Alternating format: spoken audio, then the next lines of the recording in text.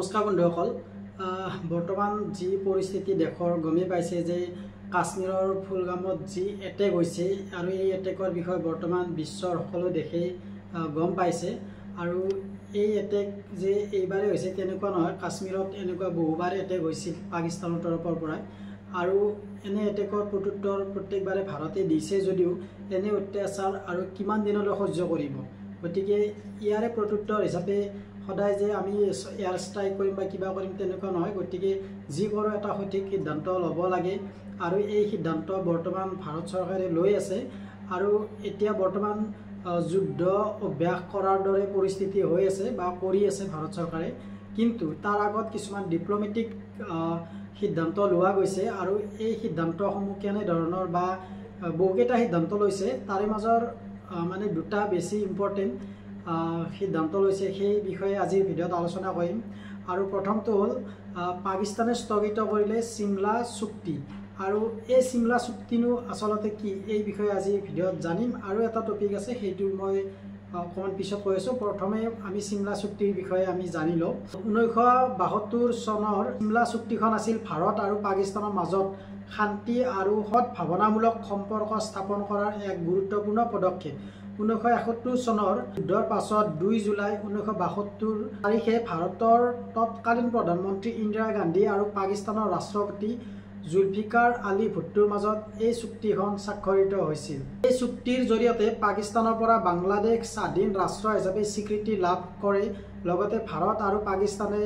আগৰ cash fire line বা LOC line of control হিচাপে স্বীকৃতি দিয়ে যাৰ ফলত কাশ্মীৰ ইছ্যুক একমাত্ৰ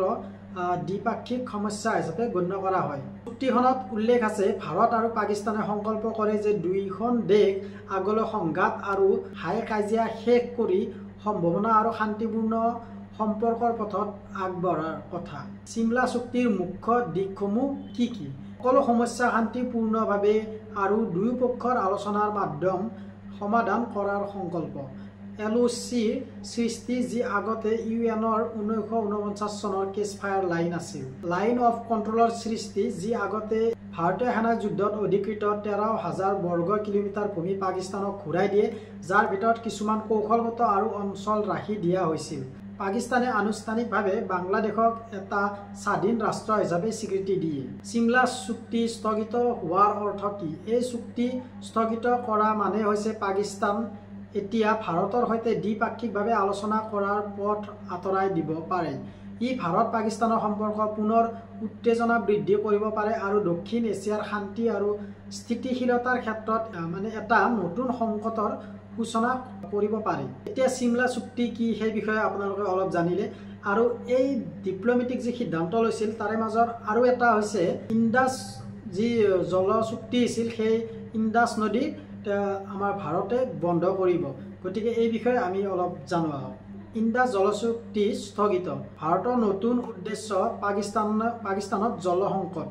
1960 চনৰ ইণ্ডাছ জলচুক্তি এতিয়া ভাৰতৰ দ্বাৰা স্থগিত কৰা হৈছে এই সিদ্ধান্তৰ পাছত কি হ'ব পাকিস্তানৰ জল আৰু কৃষি সম্পৰ্কীয় অৱস্থাত গতিকে আমি এই বিষয়ে জানিম কি আছিল ইণ্ডাছ জলচুক্তি কিয় আছিল ইণ্ডাছ জলচুক্তি কিয় স্থগিত কৰিলে ভাৰতে পাকিস্তানৰ ওপৰত ইয়াৰ কি প্ৰভাৱ পৰিব ভাৰতৰ পৰৱৰ্তী পদক্ষেপ কি হ'ব পাৰে 1960 চনৰ এখন শান্তিৰ চুক্তি 2025 চনত ভংগ হোৱাৰ দিশে ইণ্ডাছ জলচুক্তি স্থগিত কিয় কেনেকৈ আৰু ইয়াৰ প্ৰভাৱ ক'ত পৰিব ইণ্ডাছ জলচুক্তি হৈছে ভাৰতৰ আৰু পাকিস্তানৰ মাজত হোৱা এখন আন্তঃৰাষ্ট্ৰীয় জলচুক্তি 60 বছৰৰো অধিক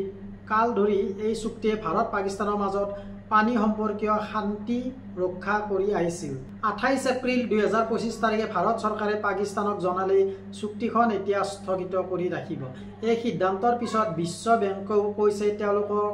এই বিষয়ে অৱগত কৰা হোৱা নাই এতিয়ালৈ ভাৰতৰ যুক্তি হৈছে পাকিস্তানে চুক্তিৰ নতুন পৰিস্থিতিৰ ওপৰত পুনৰ আলোচনা কৰিবলৈ আগ্ৰহ নেদেখুওৱা আৰু সীমান্তৰ পৰা সন্ত্ৰাসবাদ এই চুক্তিৰ মূল উদ্দেশ্য ভংগ কৰিছে আৰু ইয়াৰ ফলত কি হ'ব পাকিস্তানে পানীৰ তথ্য নাপাব নতুন জলবিদ্যুৎ প্ৰকল্পৰ বিষয়ে পাকিস্তানৰ অজ্ঞ থাকিব পাকিস্তানে নাজানিব সেই বিষয়ে কৃষিত ব্যাপক প্ৰভাৱ পৰিব আৰু ইয়াত এখন নতুন যুদ্ধ আৰম্ভ হ'ব পানীৰ যুদ্ধ চুক্তি আৰু অন্ত মানে কি নতুন সংঘাত আৰম্ভণি আপোনাৰ মতামত কি কমেন্টত জনাব পাৰিব মই ভাবোঁ যে আপোনালোকে জলচুক্তি আৰু চিমলা চুক্তিৰ বিষয়ে অলপ জানিব পাৰিলে, গতিকে মই আৰু ভিডিঅ' এনেকৈ আনি থাকিম। বৰ্তমান যি পৰিস্থিতি হৈ আছে তাৰে ওপৰত মই ভিডিঅ' আনি থাকিম, কি হৈছে কি হোৱা নাই আপোনালোকক জনাবলৈ চেষ্টা কৰিম। মাত্ৰ আপোনালোকে চাই থাকিব আমাৰ চেনেল এণ্ডাছ ব্লগ, আৰু যিয়ে প্ৰথমবাৰ চাইছে তেওঁলোকে ছাবস্ক্ৰাইব কৰিব চেনেলটো আৰু ভিডিঅ'বিলাক শ্বেয়াৰ কৰিবলৈ নাপাহৰিব। ধন্যবাদ, আকৌ লগ পাম নেক্সট ভিডিঅ'।